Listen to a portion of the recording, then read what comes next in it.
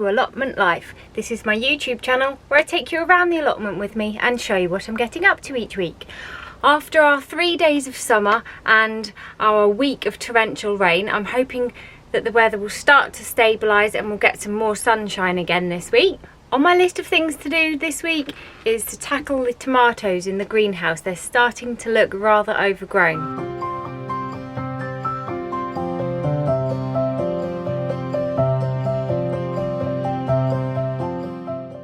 The beans have started to grow, so I need to encourage them around the bean poles. This one's naturally already grabbing on by itself, but I'll just have a quick look along, and any that aren't already on, I'll encourage them around the bean pole. And the beans like to go in an anti-clockwise direction. Like so. That's the natural way they will choose to go. I'm going to pick some of these lettuce leaves to take home, and also some peas that seem to have been a bit affected by the breeze. And they're starting to look a little bit past their best. However, I'm sure there'll still be some lovely peas there to harvest. Mum's wildflower bed is really starting to take off. Hopefully we'll see some more colour there soon.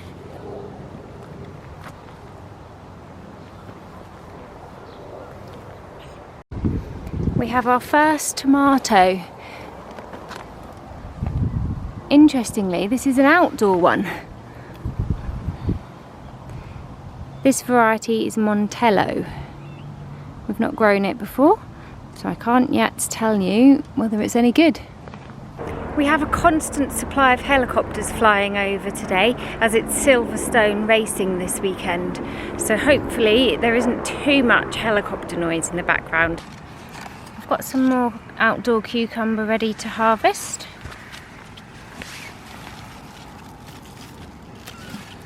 I think that one could go a little bit longer. Here's another one.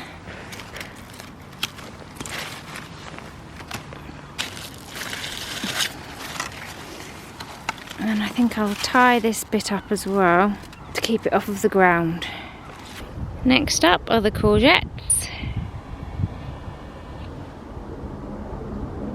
Looks like there's quite a few.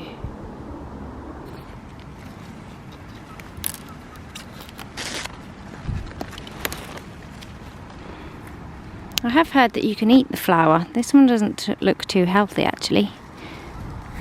It's certainly not something I want to eat. Look in there. We'll leave that for the bugs to have. Oh, here's a good one.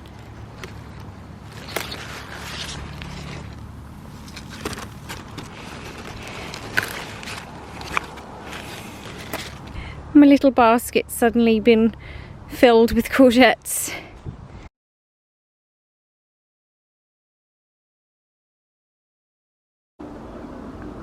I wonder which famous celebrity's inside there. Let's go and have a look at the tomatoes now.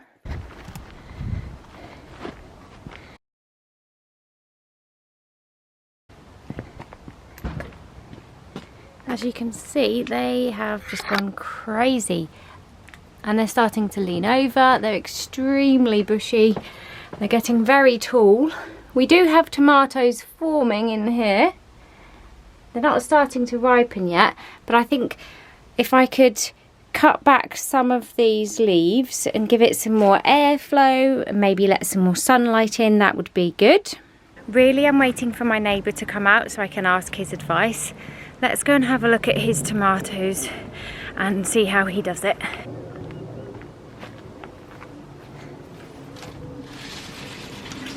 He's starting to get some ripe tomatoes as well, but they're much less bushy. I don't know whether it's because they're a different variety or if he's cut them back. So when he comes out this afternoon, I can ask him for some advice. All of last week's rain has completely filled my water butt. This is the overflow one as well. I just don't have any more space to store water. The sweet corn's looking good. It's taken into its new position and it's got a nice strong thick stem.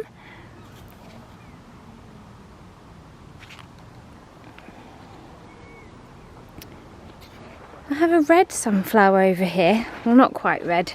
It's called Sunset. And it's a mixture of yellow, maroon. This is a multi-head variety, so we will be getting more. But the first one has opened. That looks lovely.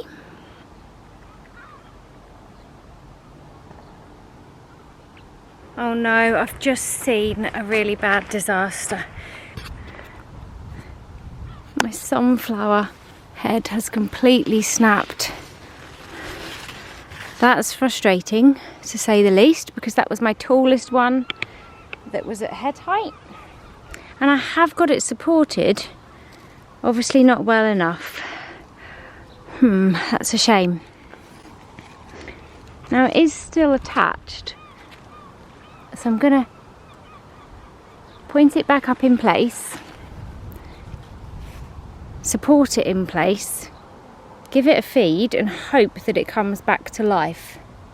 I have definitely had sunflowers come back to life before in this situation, but not as big, when they were much smaller.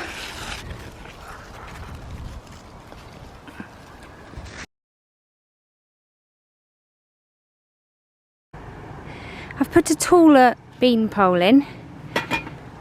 I'm going to put this back into place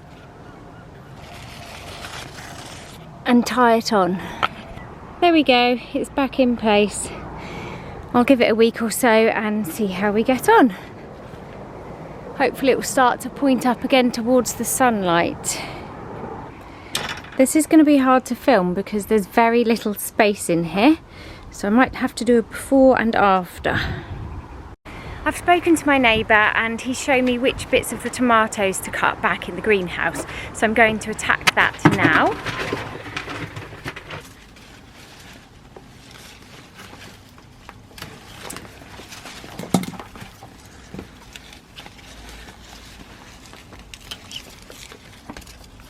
I'm just checking to see whether they've got tomatoes growing on them before I do chop them off.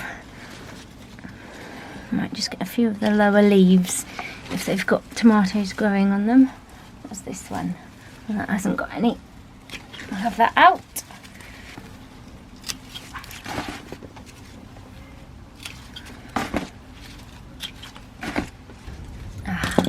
This one. Am I just about to cut off a load of tomatoes or not? Oh no. Phew, they're not connected to this one.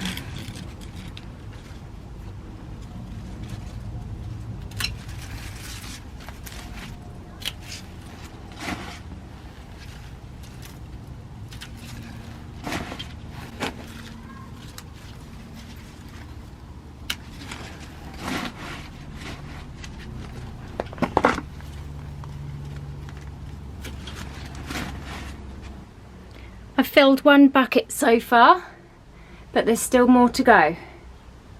And I've only accidentally cut off one little bunch of tomatoes. Everything else, it's gone quite well. There we go, just a few there. That was the mistake. But otherwise, one bucket full of bits we don't need. I've managed to get quite a lot done, but I've run out of time for today. I'll just quickly show you how we're getting on with the tomatoes and I'll continue finishing this on another day. As you can see, there is a big difference. I've cleared back a lot low down and it's actually shown that we've got some ripe tomatoes.